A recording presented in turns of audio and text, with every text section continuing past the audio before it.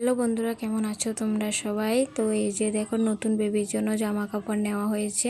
মানে আমাদের তো ভাগিনা হয়েছে বলেছি, আমার ননসের ছেলে হয়েছে।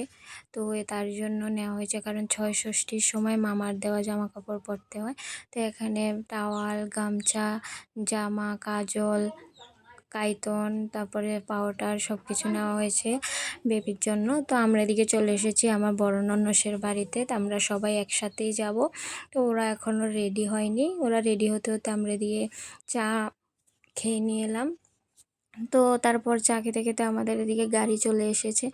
তো যাব হচ্ছে বড় ননস আর আমাদের দুই ভাগ্নি, বলতে বড় ননসের দুই মেয়ে। তো আমরা যাব। আর বড় মশাই মাকে, বলতে শাশুড়ি মাকে নিয়ে মোটরসাইকেলে করে যাবে। তো আমরা বলতে বলতে আমরা চলেও এসেছি। তো যেহেতু 6 দিনে মামার শখ করা, সেদিকে বড় মশাই নিয়ে এসেছে জিলাপি। তো এদিকে বেবি হচ্ছে ঘুমাচ্ছে।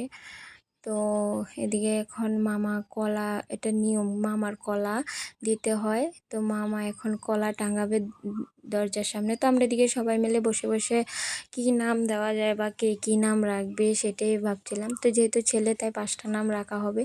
তো এদিকে এখন বেবিকে নতুন জামা পরানো হবে, যেগুলো আমরা নিয়ে এসেছি। তো এদিকে আসন পাতা হয়েছে। তো আমরা একটা করে নাম বলবো, আর দিদি এখানে একটা একটা করে প্রদীপ জ্বালাবে। তো অনেক নাম হয়েছে: শিবা, রূপঙ্কর, রাজদীপ, আরিয়ান, দিবাকর। তো কোন নামটা তোমাদের কাছে সবথেকে ভালো লেগেছে কমেন্টে জানিও।